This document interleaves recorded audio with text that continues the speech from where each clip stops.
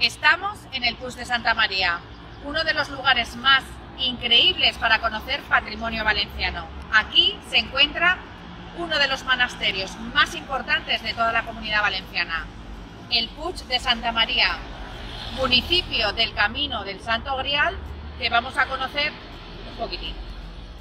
Bueno, ya hemos dicho varias veces que este es el libro guía de lo que es el Camino del Santo Grial. Sin duda, esta iglesia forma parte de ese constructo monumental que es el monasterio, pero atención, si venís por estas escaleras, solo tiene que ser en horario de misa. ¿Por qué? Porque de otra forma el templo está cerrado y tenéis que dar toda la vuelta por el camino que os vamos a indicar para poder entrar a lo que sería la zona museística y visitable. Bajo, en los cajetines, os pondremos la página web y los horarios de este maravilloso recinto.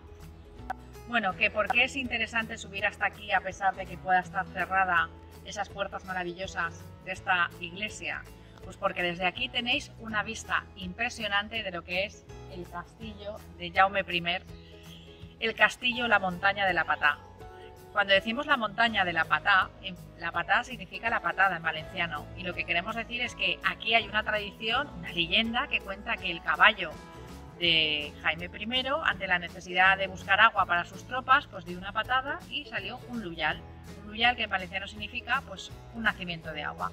Desde entonces la montaña de la Patà y el castillo es un referente histórico también de Jaime I, dentro y fuera de lo que es este real monasterio de Santa María del Puig.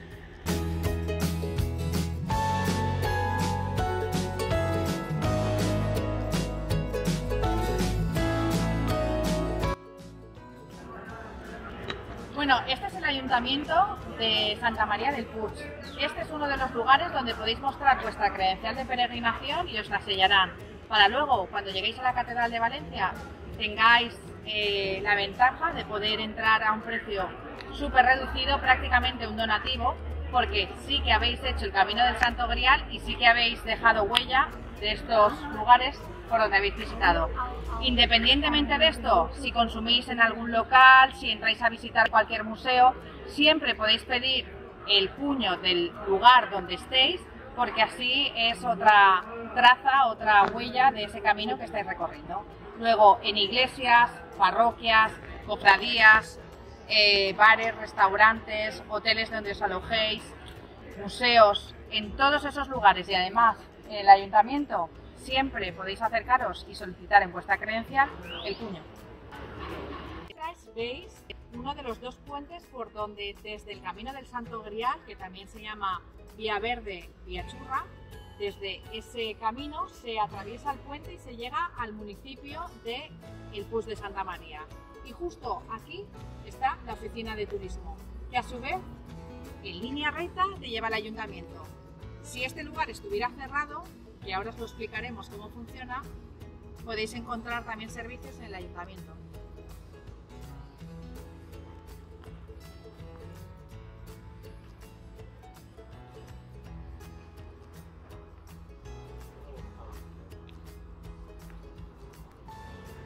Bueno, esto que estáis viendo es la Vía Churra, que es el nombre que toma, porque desde Valencia este antiguo trazado de vía llevaba hasta Teruel, y en Valencia las personas que hablaban castellano y que no llegaban a pronunciar bien pues nuestro idioma, el valenciano, pues los llamábamos churro, y la Vía Churra lleva directamente hasta Teruel, ni más ni menos. Aquí, una vez más, nuestro guía de viaje nos va a parar en un sitio maravilloso que se llama el Puig de Santa María.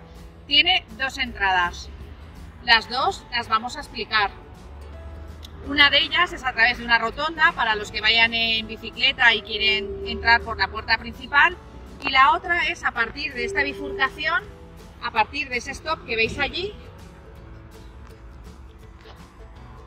en línea recta llegaremos a una pasarela donde subiremos un puente y queda perfectamente definido el paso de peatones separado totalmente del paso de tráfico, y daremos justo con la montaña de la Patà, la montaña de Jaime I, el castillo, y explicaremos pues parte de los recursos patrimoniales que sí son imperdibles en este Camino del Santo Grial a su paso por el Puig de Santa María.